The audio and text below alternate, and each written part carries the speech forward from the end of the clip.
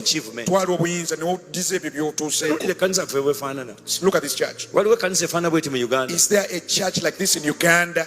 I'm asking you believers. We rarely speak about it because we don't want to offend those people.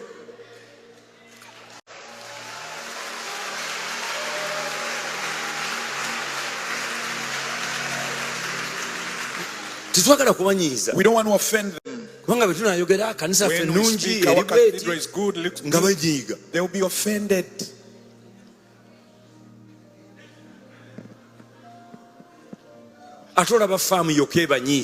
Just the farm offends them. Hello? 77 days 77 days of glory offended them. They started copying it by the content. When you start talking, they will be very offended. Mwanyinaze muganda wange gwe abadde angoberera ffenna tubadde twebuuza nsonga ki eruma abasajja bano ye ate kiki ekigenda mu maaso n'okubeera nga kibatabula. Kyalwadda ky'omusumba Pr Kayanja avuddeyo n'aleeta ensonga ezirumika enteeketeeke lwaki abasumba bano bagenze mu maaso n'okubeera nga bamuyimukirako. Wamma nkuleetedde vidiyo eno ng'erimu emboozi enneekusike nga yo yeetaaga baako ba bwongo nnyo okugenda mu maaso n'okugijjamu amakulu. Nkusaba nga bwe kiri nyamba subscribing. Bw'omala okusubscribinga likinga vidiyo eno etambulire ddala etuuka ate kwoyo eyandyagadde okugifuna. Nkujjukiza nti buli lwa likinga vidiyo YouTube eyongera ogipushinga nedduka ku speedi ya kika kya waggulu. Beyond the newsroom nzikiriza nkuwe vidiyo eno wamma naawe wekkaanye ku basajja abazze bavuma pasita ate na biki bye baliko. Omusumba akyasinga okulya ebisiyaga mu Uganda alina omukazi takwasa nsonyi kuba kati ali popular buli muntu amumanyi n'ennyini ndowooza musanyufu kubanga kyasinga okusanyukira kiblowingiddwa talina gy'asobola kusibirwa. Kati abaana beerikodinga butami nga boogera obwana bwogera bulikodinga obuvubuka bwonna bwasiyaze bwogera ne bugamba naffe tutaasa future abaliddawo bonna bakitegeereyo si kyaki nannyini y'omusiyazi ate teryemu n'abamusibukamu bonna babuuzibwa ebisiyaga ne buli omu atunula eri. Ono nno bugingo gwe mulaba yavaayo nno naye n'avuma omusumba Pr Kayanja kyokka nga yagamba agoberera eddiini ey'obulokole kyeyogerako naye ng'eddiini eno yemu evumirira ekyokuwasa abakazi ababiri era ng'egamba nti omukyala wo ow'empeta yoyo mu bulamu mu bulungi mu bubi mu bugagga ne mu bwavu paka kufanga kwe kubaawudde. Oyo yavaayo ku kituuti kwennyini n'amulangira okubeera nga yalwala ekikulukuta emyaka 10 nga tagenda naye mu nsonga za kintu kikulu. Mondeke ebyo sijja biddamu genda mu maaso bibagamba. Nzikiriza nkuwa omulala agenda mu maaso n'okubeera nga ayisaamu musumba Kayanja eggaali ate nkulage emboozi enneekusike nnyo wa amaanyi ga musumba Kayanja gye gava ate era ekirala nti kituufu bye biruma abayaayi. Kakati mukama akwomukisa kakati twogera amazima nongamba kiganda nti ndi musezi nga siri musezi kyekingana okukwata microphone ningamba nze siri musezi kyekigana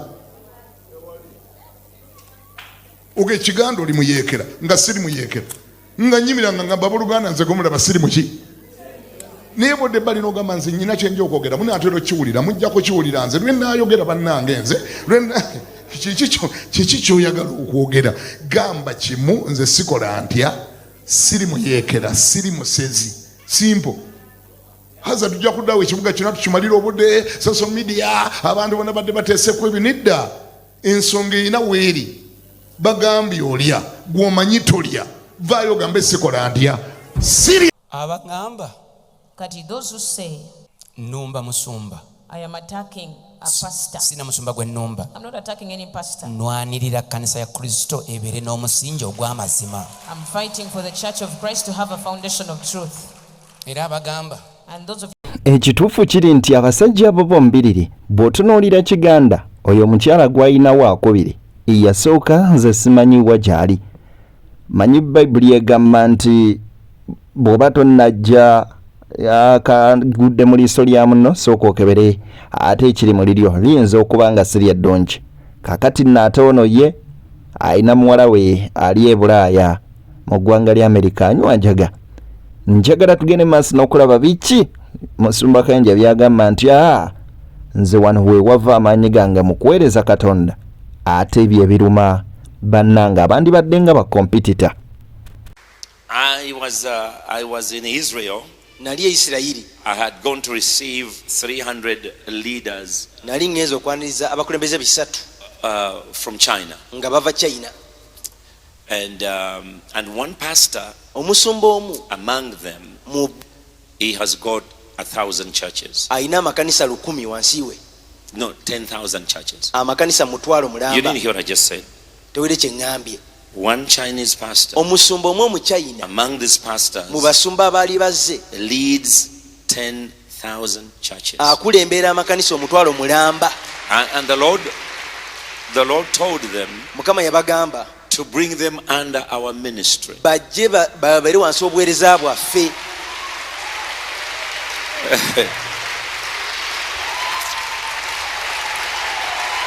Yeah. Wow. Somebody clap your hands to Jesus. Kubira Yesu engalo.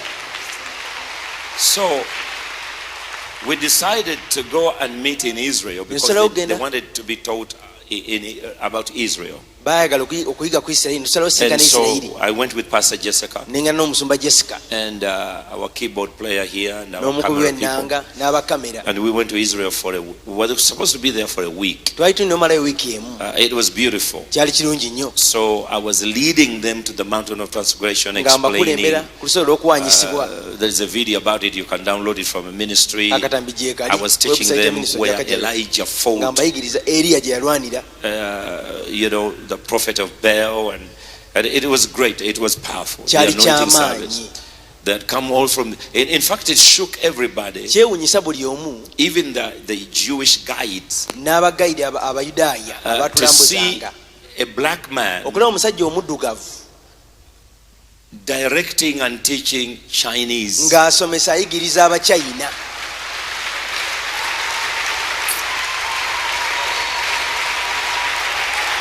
Remember, I'm talking about the calling. The calling. The calling. And God is going to restore your calling. Some of you, God has called you to be billionaires. God has called you to be a real estate mogul. God has called you to shake nations with your innovation, with your ability, with your family. And many of us have not taken it with diligence. So I was busy teaching, and then I had a wonderful interpreter, and she understands English very well. And so we went everywhere. We moved. Mountain of Transfiguration in Nazareth. I was leading them in prayer. I was teaching them how to pray. And the good thing for them, they had their machines where they could listen from. And you could see that, it was too hot. They were covering me. And I was teaching them to go around Jericho. This is how they did 7 times. Teaching them on the anointing. And every Jew, every soldier came up there to say, what? You mean this black man is leading these people? I am in my calling.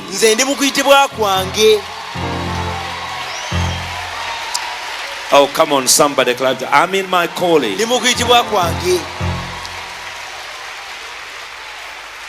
You see, that's what you have to deal with it. Deal with it. And then I got a call from the First Lady of Kenya. She said, God has told me. Of course, I put them on that's a beautiful. Let me show it to you. I put them on the boat like it was Jesus' time. We needed 2 boats. Kati ababadde beebuuza ndowooza nammwe ensonga mugirabiddeko era sandyetaaze muntu yenna adda mu kumbuuza ku nsonga zino nawo we byagenda maaso nakubeera nga bikoma akuuma atakuumira mpeera ate mbaagaliza bye munjagaliza naye mugende maaso n'okubeera nga mudda ku nnono ne kikristo kyayagala ekkanisa egende maaso n'okubeera nga ekola